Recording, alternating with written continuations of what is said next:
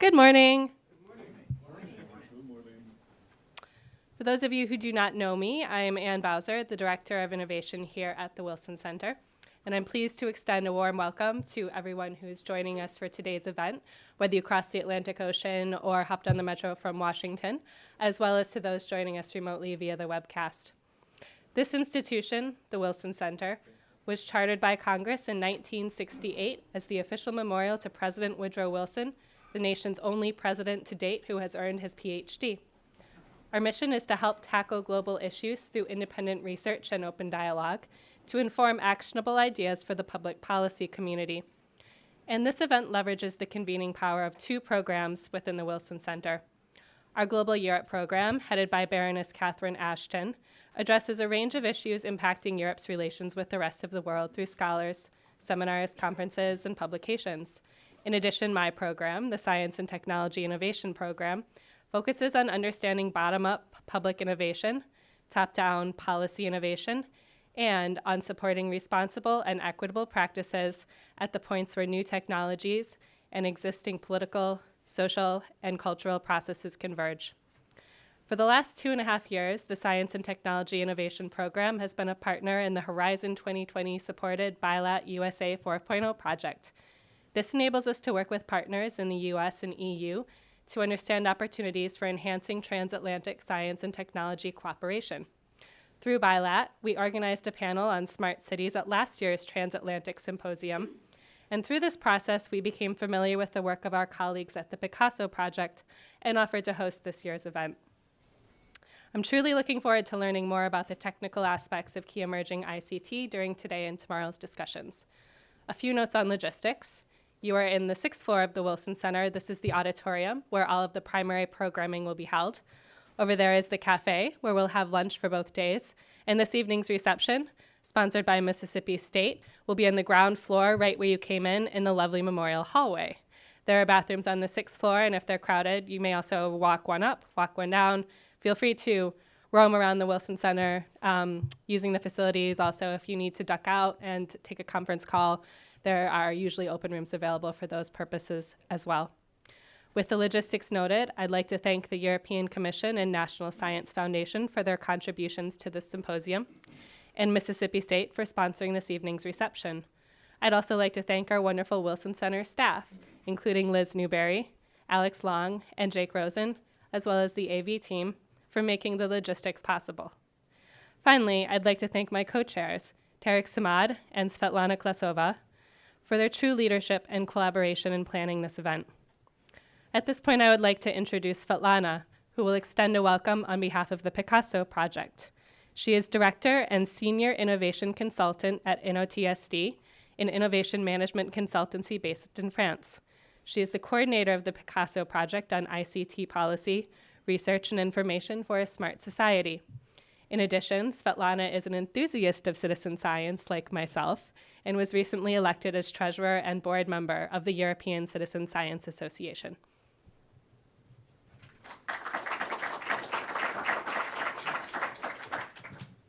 Thank you very much, Anne. Yeah. Good morning, everyone. And it is really great pleasure to welcome you here on behalf of the PICASSO initiative. So it is fantastic to have here so many experts from industry, academic world, government, and from both sides of the Atlantic. And I joined Anne, what Anne just said, our big thanks to our sponsors, the European Commission, National Science Foundation, Mississippi State University, and the Wilson Center, because really without them, this would not have been possible. I would like to take just a few minutes to introduce you the PICASSO initiative and the goal of these days. So PICASSO stands for ICT Policy, Research and Innovation for a Smart Society, towards new avenues in the ICT collaboration between the European Union and the United States of America. So it started 2.5 years ago. It was initiated by the European Commission. It's funded by Horizon 2020 program, and our US partners providing co-funding for this. So what is PICASSO about? It is a forum and a collaborative platform helping to reinforce transatlantic ICT collaboration in pre-competitive research. We have 3 technological experts group: 5G networks, chaired by TU Dresden; big data, chaired by Athens Technology Center; and Internet of Things and Cyber Physical Systems, chaired by TU Dortmund from Germany. Each expert group has a number of European and American specialists working together during the last 2 years. So because it is about these key enabling technologies related to societal challenges, and they are of mutual interest for the United States and for Europe. PICASSO, it is also about policies. Our policy expert group, chaired by GNKS, our Netherlands partner, looked at the policy topics such as privacy, security, spectrum, standards, and they just issued a draft ICT policy white paper that is available and waiting for your comments. So connection between technologies and policy, it is quite a unique feature in PICASSO. And our experience demonstrates that there is really a need and a benefits to connect technologies and policies when they discuss collaboration. PICASSO, it is also about panorama of ICT priorities on both sides, networks, programs, and projects. It is also about getting feedback from the industry on both sides of the Atlantic, and how they see opportunities and barriers, and what are their drivers for the industry. So our partner think has interviewed 70 industrial firms in the EU and in the United States, collected 60 suggestion groups them, and we built on this during PICASSO, okay, during 2 years. So all this is available for download on our website, PICASSO Project EU. So we really will be happy if you use these materials in your own activity. There's really plenty of interesting information. And PICASSO, it is also about analysis and highlighting research innovation opportunities, pointing out new avenues for collaboration, and proposing some light collaboration mechanism initiative that will be really beneficial from both sides. We are not only doing analysis, we're also providing opportunities to the specialists from both sides to discuss not only their technical topics, because they do this at the technical conferences around the world, but also to discuss cross relations between the topics and also technologies and policies. And here I would like to mention our first Trans-Atlantic Symposium organized in Minneapolis by our partner, University of Minnesota and Technological Leadership Institute.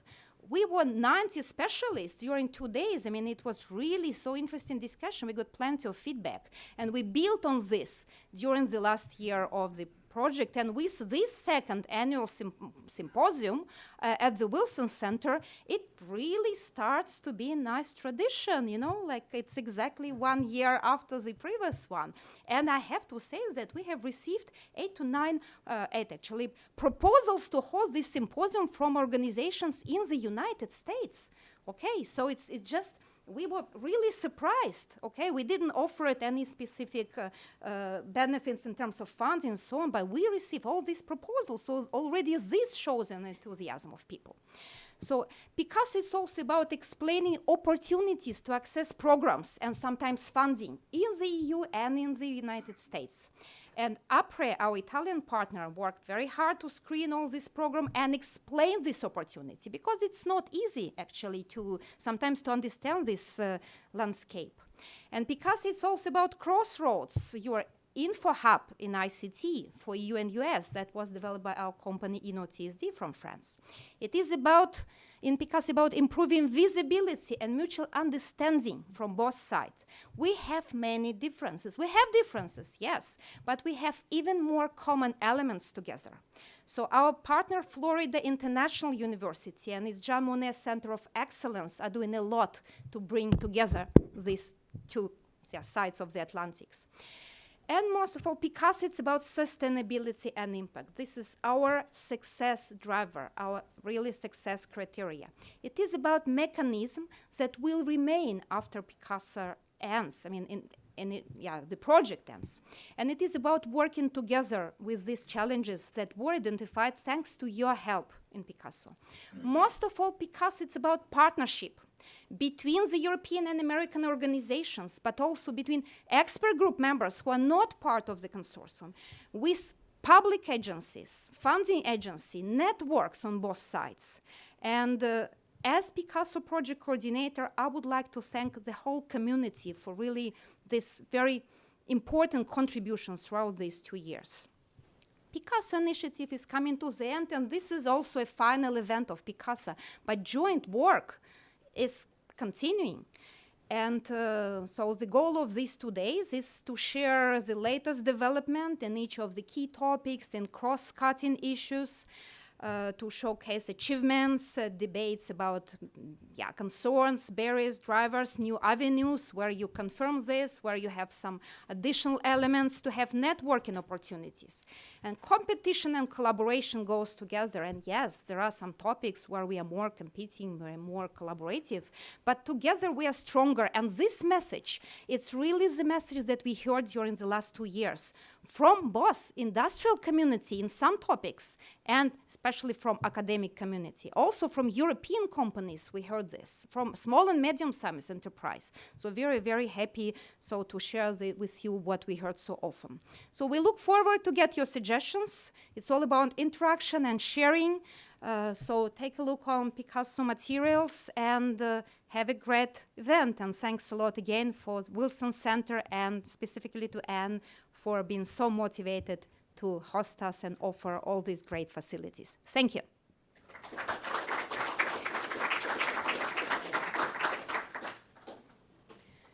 So I would like to introduce our first speaker with the welcome address, "The European Digital Single Market, is it complete or quo vadis?" Peter Fatelnik, Minister Counselor for Digital Economy Policy, Delegation of the European Union to the United States of America. Please, Peter.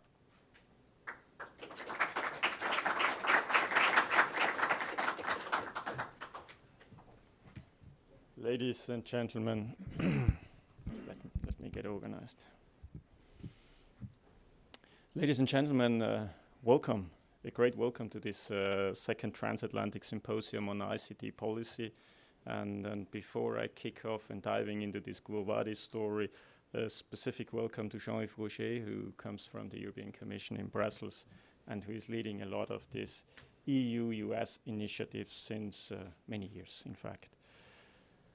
Anne has, in her introduction, actually pointed out something I wanted to emphasize as well, because I think this place here is super fitting for a conversation we are going to have in the next 2 days. Because this is a place which brings together preeminent scholars, experts on research topics of national and international relevance. And in this spirit, which you referred to as the Woodrow Wilson scientific spirit, it is this bridge between the worlds of academia and policy making. And I would like to emphasize that point. That was sort of my first speaking point I had here, that we should not take for granted that policymakers today listen to researchers or listen to science or use evidence in their policy making. This may sound natural to all of us in this room, but I think it's also our job to make sure that it actually happens and is being done in the policy-making environments. This is something which in Europe, in the US, and probably worldwide is not necessarily a strength of our leadership. So these 2 days will be devoted to issues where the US and the European Union see common ground for action, for collaboration, for jointly developing solutions which would work on both sides of the Atlantic. This is a little bit the framework how I would see that. This is this good spirit, well, because we share this common heritage, these common values, and talking about common values, we are well advised not to think only about what divides us, the European Union and the United States, but rather what divides us from the rest of the world. So the context of this conversation should, in my view, not be the transatlantic relationship. It should be the transatlantic relationship in a global context. And I think if we enlarge that context, we will much easier navigate and find solutions we can work on. Now, I can hear what you think a little bit, you know. You see, how can he say this with these current different views on a number of policies? When you open your email or whatever on trade, Iran, Russia sanctions, climate change, and you may go on. But look, think like an entrepreneur, you know. I mean, I firmly believe that every challenge is also an opportunity, and most often it's a crisis which has proven to be the best time to achieve real progress. So I think we should not see this as an excuse, rather as doubling the efforts. Now, I wanted to, this title of the speech was Quo Vadis a little bit. So I want to spend a few minutes to dive into the digital single market. The European Commission has published at the end of April its last proposals for regulatory and strategy related to the digital single market program. So this wraps up 3 years of a very intensive program of initiatives which aimed at making this digital single market fit, or the single market fit for the digital age. So tearing down national regulatory walls, and moving from 28 national markets, which we probably still have in many cases, to a single one. During the remainder of the current Commission, which will run until autumn 2019, the Commission will focus on the adoption and implementation of these proposals which have been made. So in autumn 2009, a new Commission will come, and I presume it will endorse a new digital policy program, aiming most likely and continuing many of the initiatives which have been kicked off, but certainly also adding new elements and new strategies to it.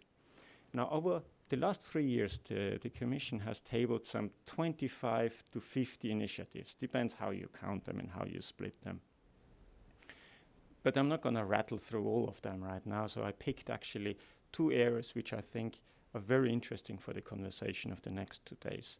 The one is the super small area of data, and the other one I would like is also a super small area, which is a bit cybersecurity. I wanted to share some views with you. Now, on data, first, the European Union is fully committed to building a European data economy and fully committed to a global free flow of data. I mean, I can repeat it as often as you want, but that is full stop point. That is the policy guidance we have. However, in this conversation, data need to travel with safeguards. And this is maybe sort of where the conversation then becomes a bit more interesting. So you can understand this like data need to have metadata attached to them which describe how they flow, what is their protection, what is the security required to those. And this is a bit the concept we would like to see happening in Europe. We are not necessarily exporting that to the rest of the world, but this is the way it has to function within the European Union. There are personal data.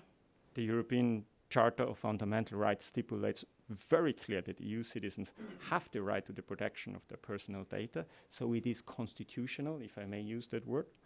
The General Data Protection Regulation implements that right, that constitutional right, and that has been much discussed. I suppose I'm not going to dive into that in the last few weeks, so I'm not going to dive into that any further. What perhaps is interesting, there are related regulations upcoming. This is maybe new to some of you, which is the e-privacy regulation, which is another more specific element on personal data protection. It replaces a current directive, so we are moving again from 28 national regimes to one European regime, which is directly applicable. And it sets out specific provisions for electronic personal communication. New to that is that Skype will be seen as a telecom operator, and that content and metadata are personal information, and we are looking at simpler rules on I have to pull it out, on devices like this, where in fact right now we have no idea what's going on those devices. So we are diving into trying to answer that question. For the simple reason, let me give you some facts, that the data flows between the European Union and the US are 50% higher than any other data flow worldwide. They're running right now at the speed of about 15 terabit per second. This is what we exchange between the European Union and the US at any moment in time. So little of that value, in fact, shows up in statistics, so we're not even talking about trade statistics. So while they are certainly being commercially significant, and McKinsey estimates that digital-enabled services from the from the United States to the European Union run at $185 billion a year. And of course, there's a trade in the other direction as well, which is an astounding $111 billion from the European Union to the United States. And interestingly, the US exports 33% of that is royalty and license fees. And that is not surprising either, because in the European Union, the European Union stores only 4% of all worldwide data. It's not a data hub, the European Union. It is not. It's not a data processor. It is not. Data are stored and processed outside the European Union. This includes, first and foremost, the United States, but many other geographies worldwide as well. And for that reason, the European Union is also putting together an international data exchange framework. So we have adequacy decision with the United States. There is a privileged relationship with the Privacy Shield in terms of exchanging data and information. Excuse me. I've been talking so far about personal data. This has, or very often, is the attention of the media and of those policymakers. But there is also the free flow of non-personal information. And one should not neglect that kingdom of data, as I may want to call it.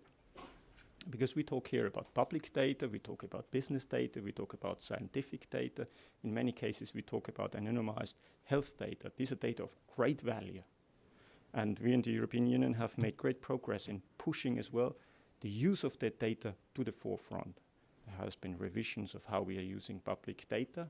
For instance, there is a mandate to make them available in real time, because real-time data are much more valuable than historical data. So this is clearly a push.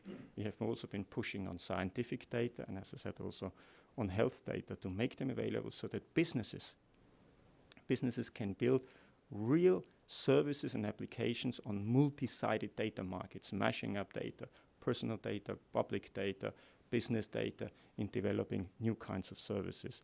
And I would rather call that whole body of regulation not necessarily as one stifling innovation, rather on the contrary, rising the bar for business to develop better services and new innovative services. So I have been spending a few minutes on talking about data and would like to move on to the cybersecurity, which is, I think, a super important topic, as we all know when we read our morning news. As part of our long-term strategy, our current work focuses essentially on three elements. I'm sort of simplifying a little bit because obviously there's a lot ongoing. The first one is that we would like here in Europe to enlarge the mandate of the European Network Information Security Agency. That is an agency which has already been created. It is now to be equipped with more operational responsibility in coordinating European response. A second element is we would like to enhance European and national operational cybersecurity capabilities.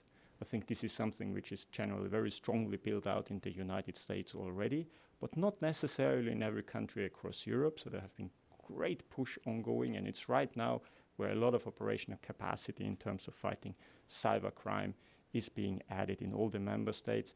But adding it in one member state probably is very nice. However, the real value comes when you start connecting those resources and those operational capacity, because threats are global these days.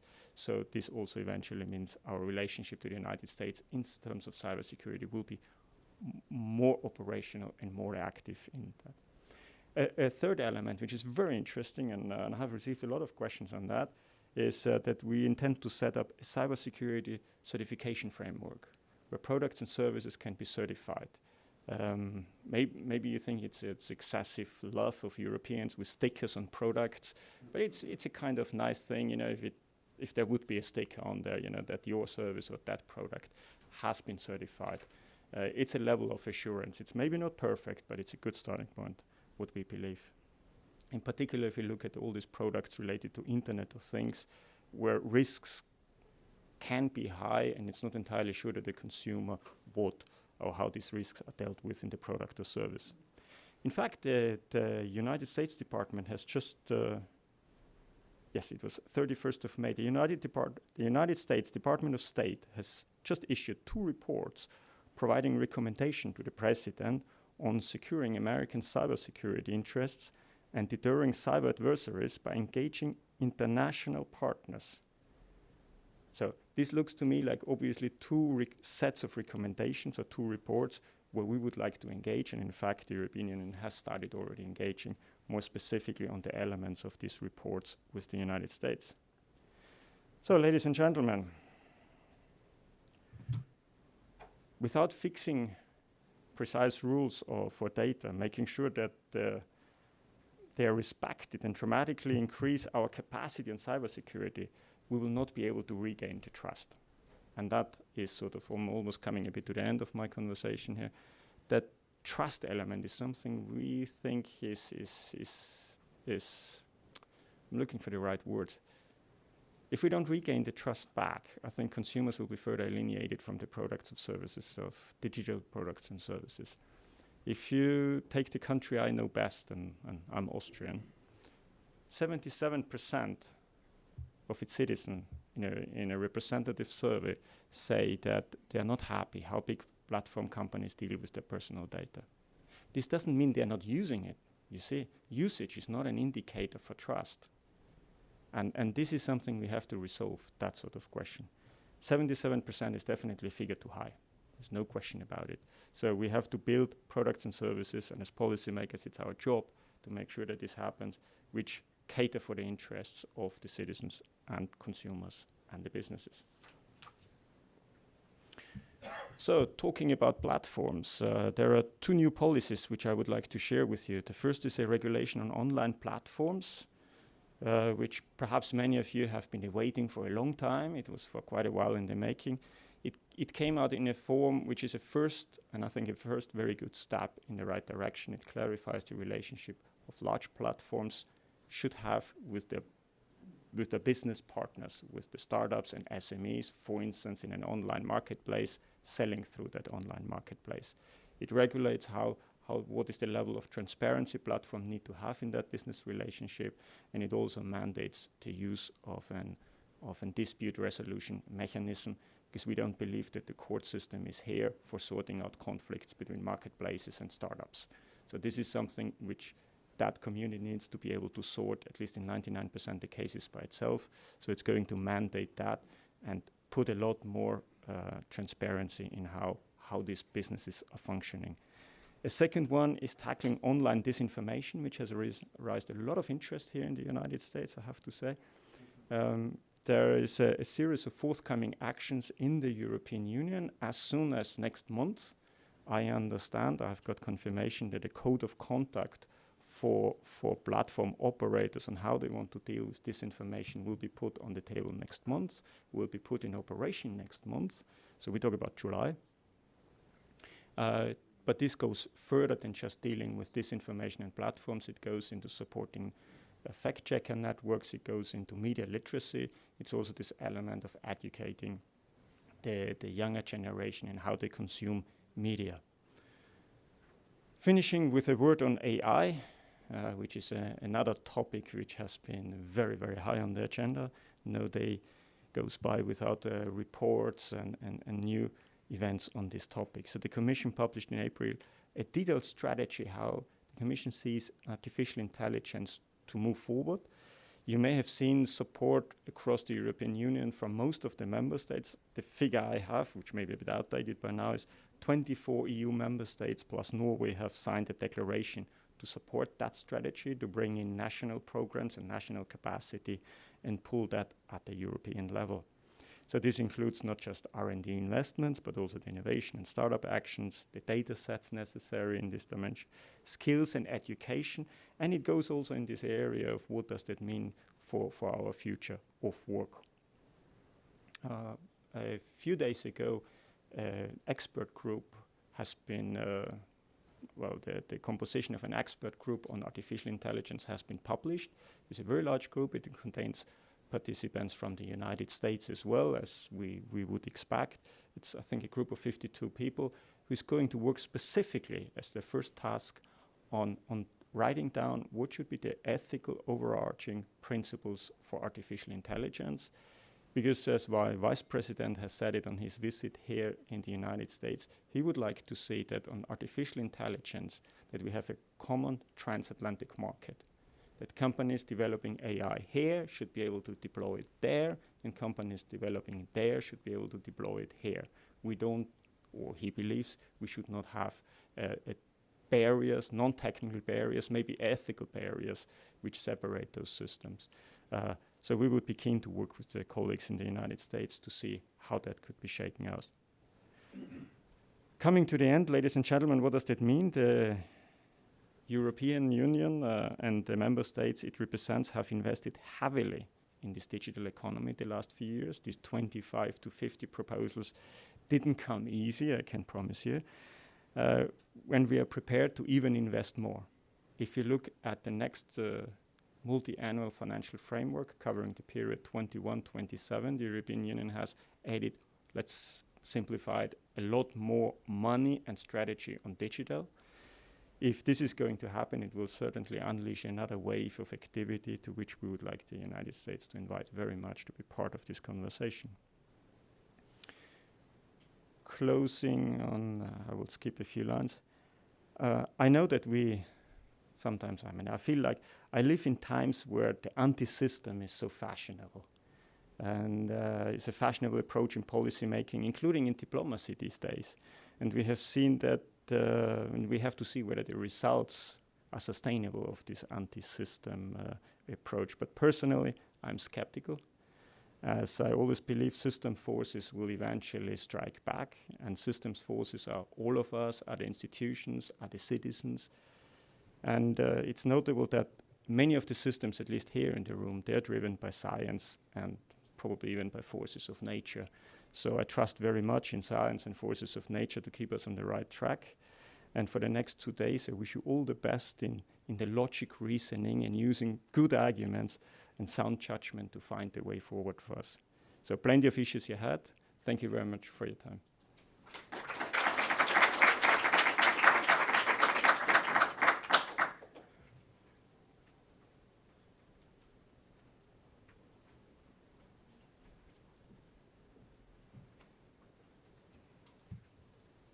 Thank you very much, Peter. So now I would like to introduce opening keynote of Dawn Tilbury, Head of Engineering Department, National Science Foundation, the United States of America. Please, Dawn.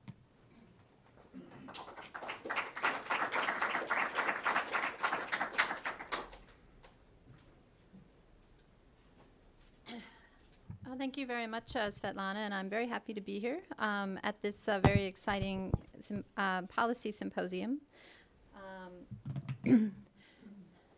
So, as Svetlana mentioned, I'm in charge of the engineering directorate at the National Science Foundation. My official title is Assistant Director, which means I'm the assistant to the director of NSF. U.S. government names aren't always the way they sound. Like, would you want to be a secretary? What about Secretary of Energy? That might be okay. Anyways. So I'm going to talk about, NSF came out last year with the 10 big ideas, and I think several of them relate to the topics you're going to discuss over these next 2 days. And so I will focus my talk around those. But first, let me start with the mission of NSF. We were founded just after World War II, when there was a feeling that basic research was important for both military and commercial reasons and required continued government support for science and technology. In a 1945 report to the president called Science, the Endless Frontier, there was a quote that basic research was the pacemaker of technological progress. And new products and processes are founded on new principles and new conceptions, which in turn are painstakingly developed by research. So the mission of the National Science Foundation is to advance this frontiers of basic research in science and engineering across all fields. And this is a picture of our new building. We moved there last October. It's right on the metro line in Alexandria, just south of DC. So as I mentioned, we fund research in all fields of science and engineering, from astronomy that unlocks the secrets of the universe to zoology, understanding how animals behave, and everything in between A and Z. Our budget in fiscal year 17, the last year that ended, was $7.5 billion, and 93% of that was sent out the door to fund research, mostly at universities, basic research. NSF-funded projects help us maintain our top-ranked position in the world, but as you may have seen in the latest science and engineering indicators, other countries are catching up. We feel that basic research helps us answer questions about how things work in the world and how we can use that information to design products that improve life for many people around the world. Since this is an international symposium, I wanted to show you where we collaborate. So these are the top 10 countries that NSF funds collaborations. Now, we fund the US side of these collaborative projects, and you can see that European countries are 6 out of the top 10. And each country in the top 10 was included in more than 200 awards from the National Science Foundation. You also may have heard that NSF used to have 3 international offices, including one in Brussels, and we closed those this year. The sense was that having one US employee in 3 different offices around the world was not scalable to give us the type of reach we wanted. We wanted to have more international collaboration, and we didn't feel like we could start up 50 new offices in all the different countries where we want to collaborate with expertise in the appropriate topics. So we are changing our international strategy, and there are 2 approaches that you see here. One is providing international research opportunities for US students and early career researchers. And the second is to advance US research through international partnerships and networks. So we want to capitalize on the unique opportunities that are afforded by international collaboration to enhance the broad-based NSF support for international collaborative research. Now, many of these research collaborations are very bottom-up. A PI in the US, a faculty member, knows someone in another country, and they propose to do a collaborative project. And that's great. We support the US side of those collaborations. But we're also looking at more strategic areas where we can sort of foster those collaborations through workshops where faculty might meet each other, or networks where existing networks in different countries might be able to connect. So you can see the 4 areas. ExcelNet is a network, international network-to-network formulation where we might have a research network in the US to connect to a research network in another country or another region. IRS and PIRS support undergraduate and graduate research with international components. And I'll talk a little bit more about multipliers in the next slide.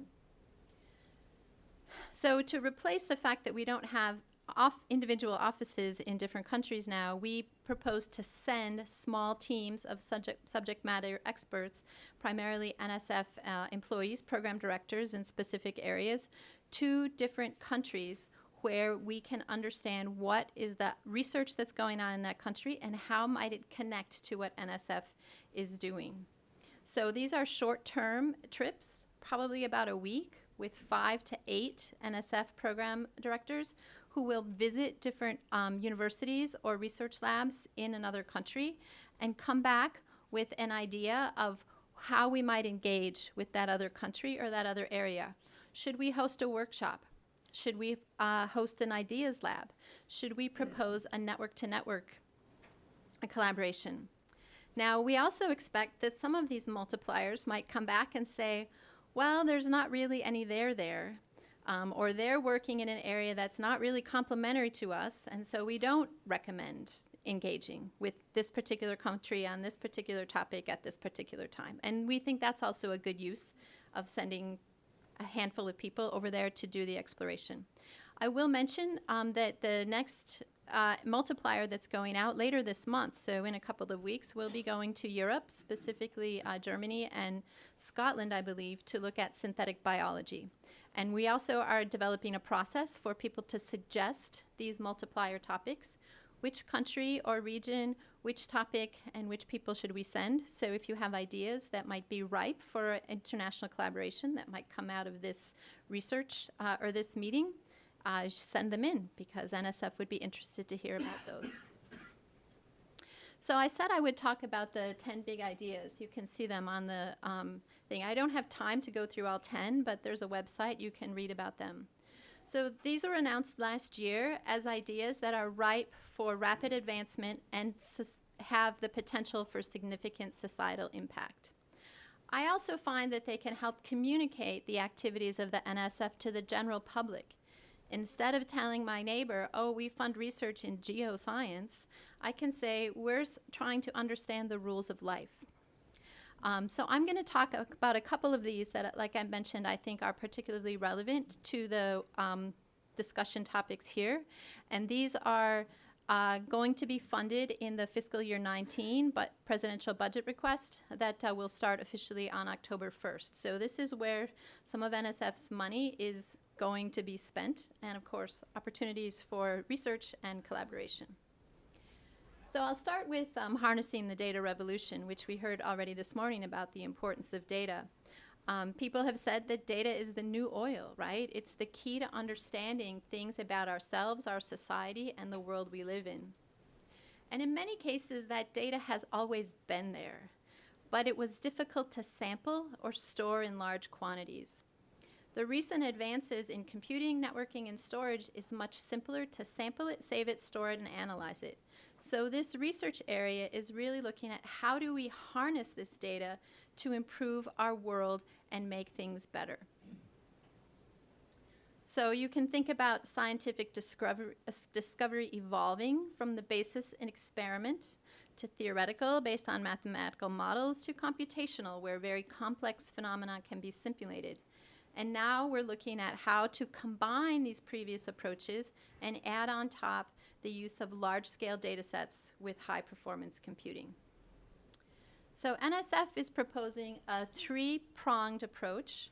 First, in basic research, where we're looking at theoretical foundations of data science, as well as the foundational systems in different domain areas to execute this type of data science.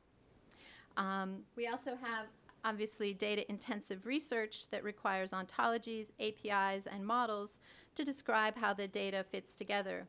As was mentioned earlier, you can't just take a database with atmospheric observations and connect it with a weather model. You need to carefully describe and define how these will interact.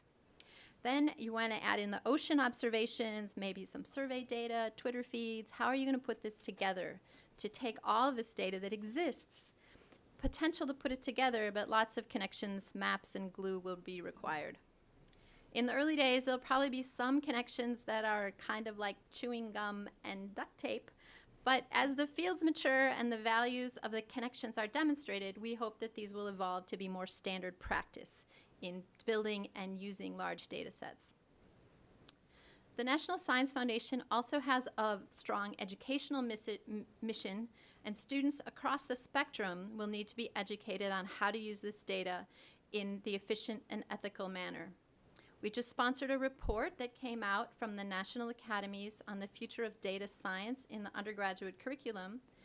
Not surprisingly, they recommended that all students have some form of instruction in data science because they will be expected to be numerate in the future, just as past generations needed to be literate. Finally, to handle all this data and computation, advanced computing systems will be needed, and NSF will continue our investments in advanced cyber infrastructure and partner with commercial vendors in this area. So the second big idea I want to talk about is the future of work. So we've all seen it. The world of work is changing, and it will continue to change in the future, maybe even faster than it is now. Many people are afraid that robots are going to steal their jobs, and some jobs will be replaced by robots. But history tells us time and time again that although technology replaces some jobs, imagine typesetting, agriculture, assembly, in the end there are more jobs, although different jobs than there used to be, and this disruption and the people affected must be considered. The major transformation in work and the workplace is being driven by new technologies. We heard already this morning about the importance of artificial intelligence and machine learning, the Internet of Things, which is something I know you'll talk about over these next 2 days, robotics, many, many others. These new technologies are enabling instantaneous dynamic interactions between humans and machines in unprecedented ways. The social and behavioral sciences also tell us that we need to change how we think about and study human-technology interactions in the context of work. Rather than characterizing technologies as a set of passive tools for humans to use to improve productivity or efficiency, we're conceptualizing these interactions as an evolving ecosystem in which humans and technology work symbiotically. So you can see the rapid pace of technological development. Computers are getting faster and more powerful. The computing power that used to take up a whole room is now in the pocket in the iPhone. The Internet of Things connects computers, machines, and sensors, and combining big data with advances in artificial intelligence makes everything smarter, but also allows technology to become autonomous and take independent action, such as a self-driving car deciding to change its route based on traffic information. So why does this changing world of work matter? One reason is the concern expressed about the effects of these emergency technologies on jobs, as well as the effects on privacy, as we've heard about from the European Union this morning. One view is that automation and technologies will kill jobs. Another view is that these job losses will be offset and even surpassed by the creation of new jobs and new industries. Many of you probably saw the movie Hidden Figures, where the women in the early 1960s at NASA who were the computers lost their jobs when they installed the IBM mainframe. On the other hand, they decided they could become programmers of that computer, and so their jobs changed, right? They weren't doing the calculations anymore, but they were programming the computer to do the calculations. And so these are the types of technologically driven changes that have been happening forever, or at least as far as we can remember. And so we need to try to leverage that opportunity and help define what that future of work. So we believe that the National Science Foundation can help respond to this challenge because we support fundamental research in science and engineering across all of the disciplines, including the social, behavioral, and economic sciences, as well as computer science, artificial intelligence, engineering, etc. So these are the 4 themes that you see that we envision this big idea to have moving forward into the future. And I'll let you read them while I get some water.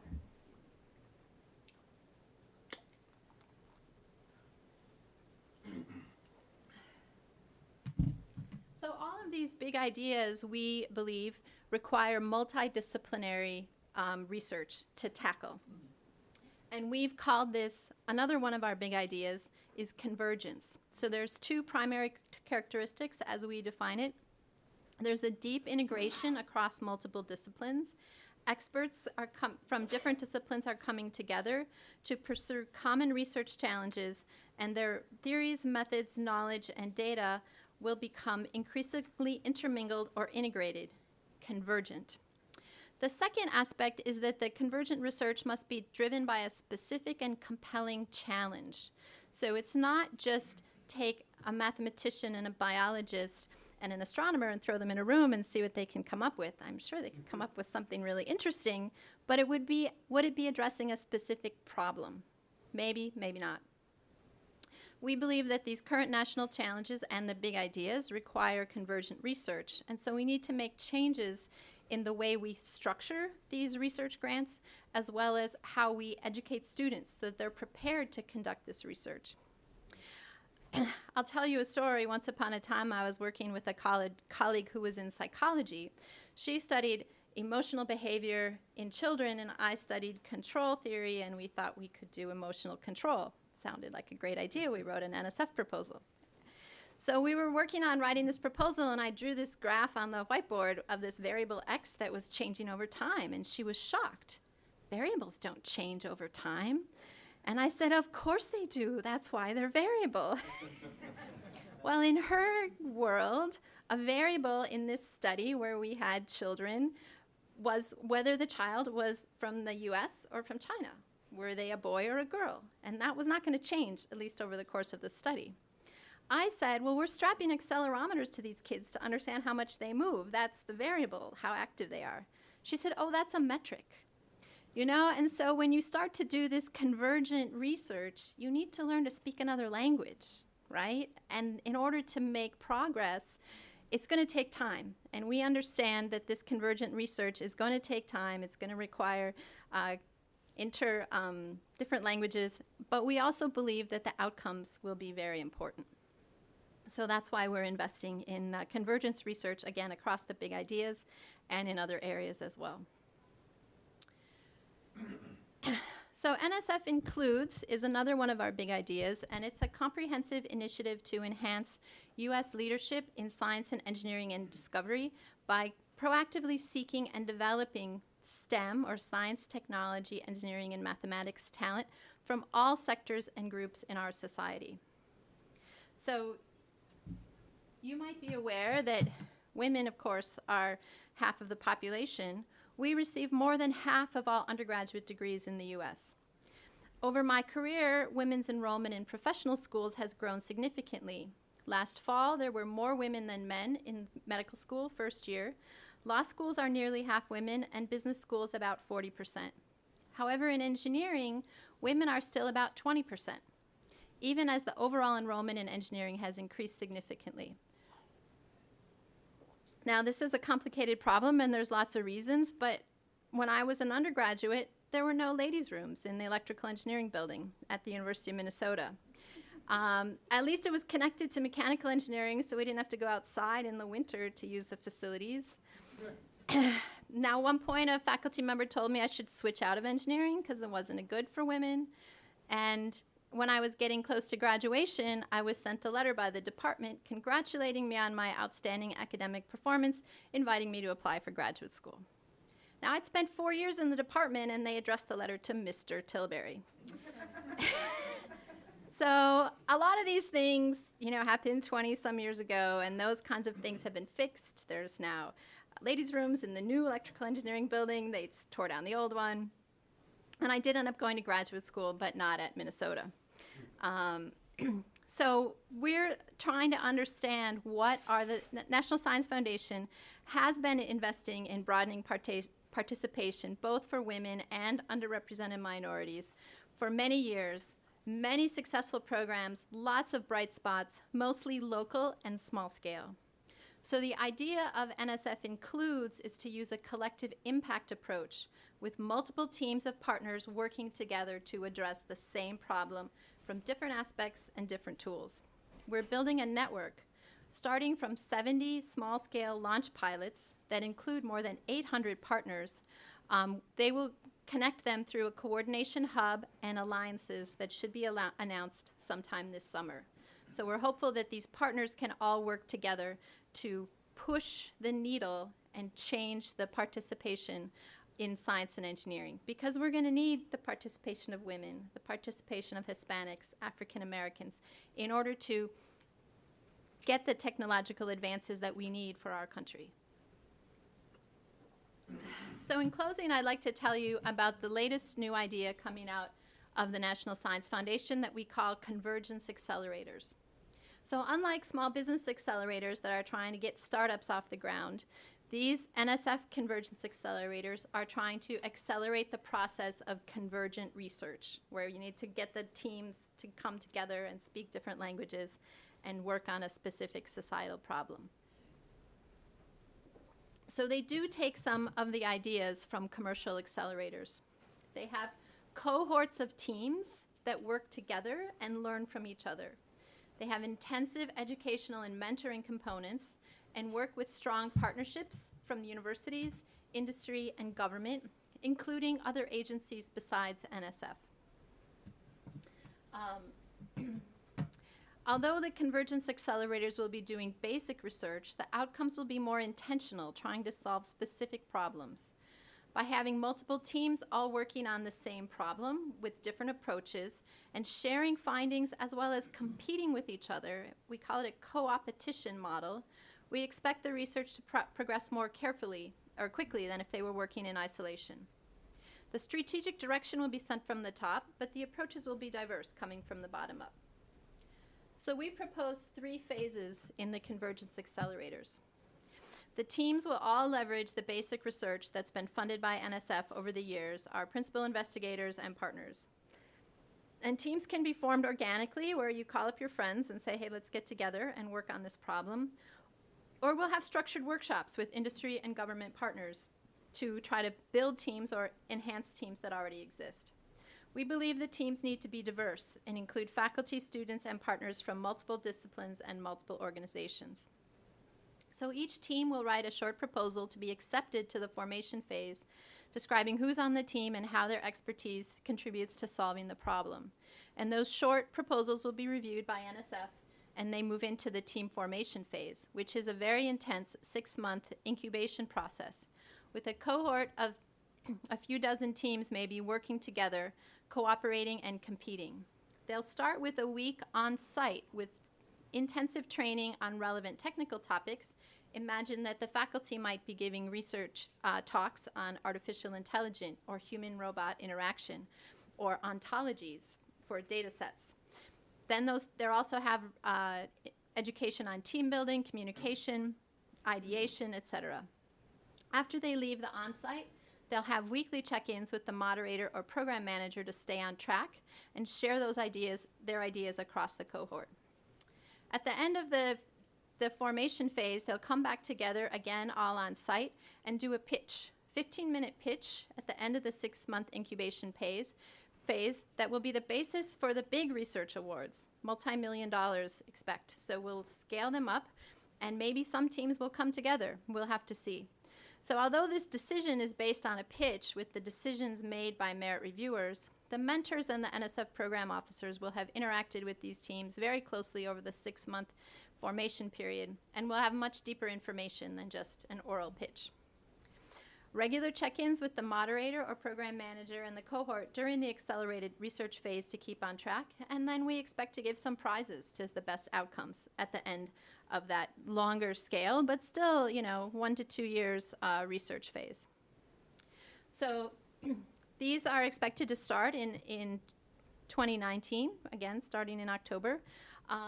And they really bring together a lot of things that we've been doing at NSF over the years. With the I-Core model, you might know, for that we have to teach faculty and students how to start a company. So we have teams and cohorts that learn together and from each other. And we also have the collective impact model that I mentioned with NSF includes. We've had industry-inspired workshops where we brought together a bunch of companies and faculty interested in the area of quantum, inspiring them to start an industry collaborative research center on quantum technologies in March. And we're also thinking to do some more of those types of industry partnership workshops. So the new things for NSF are the selection by a pitch, but as I mentioned, there's a lot more information than just 15 minutes to make that decision, and the competition for monetary prizes. So I'll leave you with a summary of the big ideas. I didn't have time to talk about all of them in my presentation, and a quote from our director about the big ideas. So thank you very much for your attention, and I think I have time for a couple of questions, if that would be appropriate. Thank you very much.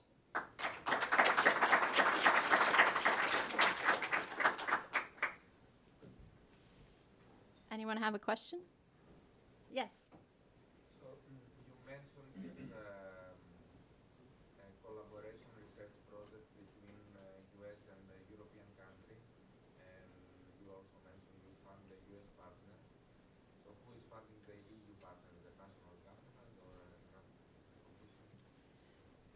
So there are many ways to do it. With some agencies, and the one I'm most familiar with is the UK, we have what's called a lead agency agreement. So the two partners, the US organization and the UK organization, both write a proposal, and it's reviewed either by the US NSF or by UKRI. And we agree if the proposal gets funded from one side, the other side will pay their part. We try not to have people go through double jeopardy, meaning the proposal has to be reviewed in both places in order for both sides to get funded. But sometimes the funding decision has already been made on one side, and the other one can request something to add on to that. So there are many different models. There's not one avenue. So I'm sure that didn't answer your question exactly, but yes. Frankie King with Vanderbilt University. I just wanted to ask about a similar question on the international collaborations in the countries. Your slide showed the top 10, so I'm assuming there are others, and hoping that you could clarify NSF's thinking to expand to more prolifically to collaborations with other middle income than China, for example, and developing countries. I mean, everyone is affected by these changes in systems and data. But where's that global thinking behind this? So I think what I showed you is where we partner, and there's two international partners. The people are doing research in Germany, say, and we're doing research in the US, and the PIs are collaborating on that research. Maybe they send students back and forth or whatever. There's another kind of international research where it's just the US PI goes to another country to take data. Maybe they're studying the behavior of elephants or whatever. We don't have very many elephants in this country, so you want to go to a country where they have elephants and take data. So those are other times of international, and then since the research is being done by the U.S. partner, we would pay for it, even if they have to go to another country. That's a different kind of international research. And so I don't know if that's what you're trying to get at. You mentioned other middle-income countries. I know a couple months ago, the director of NSF went to Rwanda for the African Research Summit or something, I don't remember exactly. And so we are interested to partner with other kinds of countries, but I can't imagine that Africa has a lot of countries, and so it would be hard for any one of them maybe to get into the top 10 there. But I believe we do have some research partnerships with African countries as well as European countries and Asian, et cetera. I'm more so concerned about the impact of the science on of course, the EU and US are very important leaders. So it's from that perspective that I'm trying to get at. It's not so much the individual types of collaborations that someone decides to go after, because the impact won't multiply. So maybe we should talk about it in the break, because it sounds like your question's a little bit complicated. We have a lot of different avenues for international research collaborations, and I mentioned a few of them. How's that? So maybe one more question. I see it's 10:40, which is go ahead. My name is Veronique Pevchin. I'm from the European side. My question is about whether you have actual feedback on the impact or the improvement brought by the Convergence Accelerator mechanism in terms of time to market, in terms of increased, I would say, uptake of the innovation. So we plan to launch these next fiscal year, so we haven't started it yet, but we absolutely plan to do an evaluation of the program and the process, and how does it really accelerate the research that's coming out. So yeah, I don't have any answers yet. This is a concept that's just, like I said, it's the newest thing that we have, and we're hopeful, but we'll see what the evaluation says. Thank you. Well, thank you very much for your attention, and I look forward to talking to some of you in the break or maybe at the reception this evening. Thank you.